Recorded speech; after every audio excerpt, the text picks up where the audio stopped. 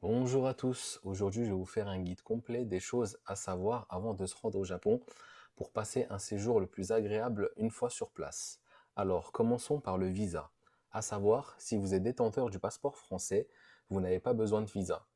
Une fois arrivé à la douane japonaise, on vous collera une étiquette avec la date d'entrée et de sortie maximale. Avec le passeport français, vous avez droit à 3 mois maximum sur le territoire japonais.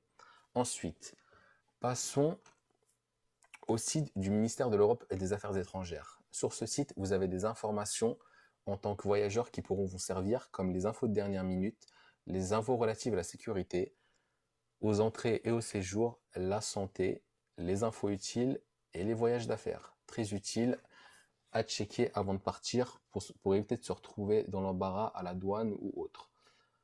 En complément, je vous recommande aussi d'aller visiter le site Tour du Mondiste, où vous aurez les changements de dernière minute selon les pays, les conditions d'accès pour les personnes vaccinées et non vaccinées, et avec un code couleur bien prédéfini pour les pays ouverts sans test, avec test, les pays ouverts avec test et quarantaine, et les pays fermés. Par exemple, si je me rends sur le Japon, pour les personnes vaccinées, je me rends compte que le Japon est ouvert, il n'y a pas de test recommandé et obligatoire, mais il y a un formulaire à remplir. Et si je me rends sur les personnes non vaccinées, je me rends compte que le pays est aussi ouvert, mais un test PCR de moins de 72 heures est obligatoire, ainsi que le formulaire à remplir. Pour la réservation d'avion, je vous recommande d'utiliser Google Flight, Kayak et Skyscanner. Ils ont l'avantage de pouvoir avoir un rapide coup d'œil selon les dates de réservation sur le prix. Par exemple, si je clique sur la date du 8 mars, je me rends compte que le billet est à 1237 euros. Pour ce qui est de Kayak, vous avez un code couleur selon la date qui détermine le prix. Là, on voit que c'est 579 euros approximativement pour le vert, 664 euros pour les dates orange, et ainsi de suite. Pour ce qui est de Skyscanner, c'est à peu près la même chose, sauf qu'on n'a pas les prix directement visibles. Après, je vous recommande fortement de faire des comparatifs, et aussi, si vous avez un VPN, parfois les prix peuvent varier si vous vous connectez d'un pays à un autre, que ce soit le Japon, la Corée, donc n'hésitez pas à faire des comparatifs.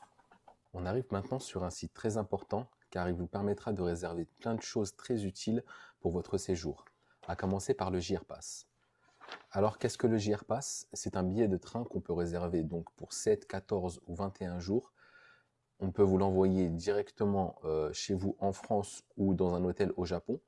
Et une fois que vous l'aurez, vous irez dans une gare routière au Japon et ensuite vous l'échangerez contre un ticket. Et avec ce ticket, vous pourrez prendre le Shinkansen, l'équivalent du TGV chez nous, de manière illimitée et dans tout le pays.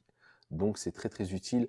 Ensuite, si vous restez uniquement sur Tokyo, vous n'en aurez pas besoin. Mais si vous êtes amené à parcourir le pays, c'est un indispensable. Ensuite, sur ce même site, vous avez différentes sections. Vous avez les transferts de l'aéroport, mais sincèrement, vous pouvez récupérer les trains et le métro pour vous rendre directement au centre de Tokyo. Pour moi, c'est pas très utile, mais après, vous pouvez toujours l'utiliser si vous le souhaitez, vous renseigner. Ensuite, vous avez les cartes prépayées Suica et Passmo. À savoir qu'avec le JR Pass, vous pouvez uniquement emprunter les lignes à grande vitesse, mais vous ne pouvez pas emprunter les métros et les bus. Donc, du coup, vous serez amené à acheter une carte Suica, une carte Passmo. Moi, personnellement, j'ai une carte Suica. Et avec cette carte-là, une fois que vous arriverez à la gare, vous aurez des bornes. Et via ces bornes-là, vous pouvez recharger votre carte. À savoir qu'aussi qu'avec ces cartes-là, vous pouvez payer dans les combini. Donc, c'est des petites épiceries ouvertes 24 heures sur 24 qu'on trouve partout au Japon. Ensuite, pour ce qui est de l'accès à Internet, vous pouvez soit louer un Pocket Wi-Fi, donc c'est un boîtier avec une carte SIM à l'intérieur qui vous permet d'avoir un modem que vous pourrez prendre avec vous durant tout votre séjour. Utile si vous êtes à plusieurs et que vous voulez rester en groupe tout le temps. Ensuite, par contre, si vous êtes amené à partir seul ou en groupe et vous pensez que vous allez vous séparer à un moment donné, je vous conseille plus de prendre une carte SIM, comme ça vous serez plus indépendant. Ensuite, si vous le souhaitez, vous avez aussi des activités qui vous sont proposées directement sur le site. Ensuite, si vous le souhaitez, vous pouvez aussi souscrire à une banque en ligne pour vous simplifier les choses durant votre séjour. Sur Tour du Mondiste, vous avez un comparatif des banques en ligne. Donc du coup, voilà, avec un tableau, on peut constater que Monabank est la mieux notée, mais il y a un abonnement de 9 euros par mois.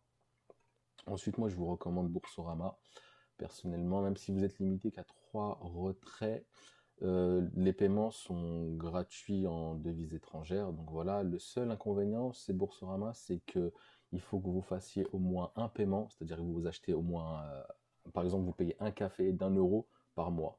Il faut qu'en en fait, votre carte, vous l'utilisiez au moins une fois. Sinon, ils vous prennent 7 euros. Donc voilà, mais je pense que si vous souscrivez à cette option, vous serez amené à utiliser votre carte bleue tout le temps. Donc voilà, c'est pas problématique. Plutôt que de prendre un abonnement à 9 euros par mois. Donc voilà. Et ouais, ça peut s'avérer très utile durant votre séjour pour vous dépanner. Même si vous partez avec une carte bleue qui vous permet de payer et de retirer au Japon, je vous recommande fortement de prendre un minimum de liquide avec vous, on ne sait jamais. Et pour les personnes qui veulent partir avec du liquide directement, je vous recommande une agence de change Ninja Money Exchange, qui est selon moi la meilleure. J'ai déjà été 4 fois au Japon et j'ai jamais trouvé meilleur taux de change. Même les avis sur Google sont excellents, comme vous pouvez le constater. Parlons maintenant un peu budget. Pour la nourriture, entre les restaurants, les fast-food et les combini, en sachant qu'un repas en règle générale, c'est entre 5 et 7 euros, il vous coûtera à peu près par jour 20 euros. C'est assez peu cher au Japon. Il y a beaucoup de restaurants, donc qui dit beaucoup de restaurants, qui dit concurrence. Donc sincèrement, vous pouvez manger pour pas trop cher. Pour ce qui est des transports, le ticket de métro ou de train, c'est à peu près 1,50 €, 2 euros, il me semble. Après, ça dépend de votre utilisation durant la journée, mais je pense que maximum, si vous bougez beaucoup, même à Tokyo, ça vous coûtera en globalité entre aussi 15 et 20, 15 euros, je dirais plus 15 euros. Ensuite, pour ce qui est des logements, si vous résidez dans une auberge de jeunesse, c'est entre 10 et 15 euros. Et ensuite, pour ce qui est de l'hôtel, c'est entre 30 euros et beaucoup plus cher selon vos besoins. Pour vous faciliter les choses, je vous recommande aussi l'achat d'un guide papier ou en e-book sur Internet. Les Lonely Planet sont très bien. Vous pouvez aussi rechercher directement les tops à visiter au Japon. Et ensuite, vous rendre sur Google Maps et d'entrer les destinations, du coup, sur Google Maps et de les enregistrer comme ceci, ce qui vous permettra ensuite d'avoir une carte et pouvoir planifier votre itinéraire beaucoup plus simplement. Alors, dernière recommandation, si vous souhaitez apprendre quelques mots ou phrases en japonais, Mosalingua est parfaite pour vous. Il a une version d'essai qui permet d'apprendre pas mal de vocabulaire de base et ensuite elle fonctionne avec un abonnement payant. Mais si c'est pour un voyage touristique, sincèrement, la version d'essai est largement suffisante. J'ai testé toutes les applications d'apprentissage de langue et pour moi, Mosalingua est la meilleure. Elle m'a permis de grandement me perfectionner en anglais, en espagnol et en japonais. J'ai une annonce très importante à vous faire. À partir du 1er juin 2023, je pars pour un tour du monde de 11 mois. Je vais commencer par le Japon, 3 mois, où je vous montrerai un maximum de choses, paysages, culture, etc. Et ensuite, j'irai vers la Corée, la Malaisie, l'Indonésie, Singapour, Nouvelle-Zélande, États-Unis et Canada. Donc si vous voulez me suivre, n'hésitez pas à vous abonner, à mettre la cloche. Merci de votre soutien et à très bientôt. Voilà, on arrive à la fin de la vidéo. J'espère qu'elle vous aura plu. Soyez indulgents avec moi, c'est ma toute première vidéo. Et j'espère sincèrement que vous prendrez autant de plaisir que moi à visiter le Japon. Prenez soin de vous.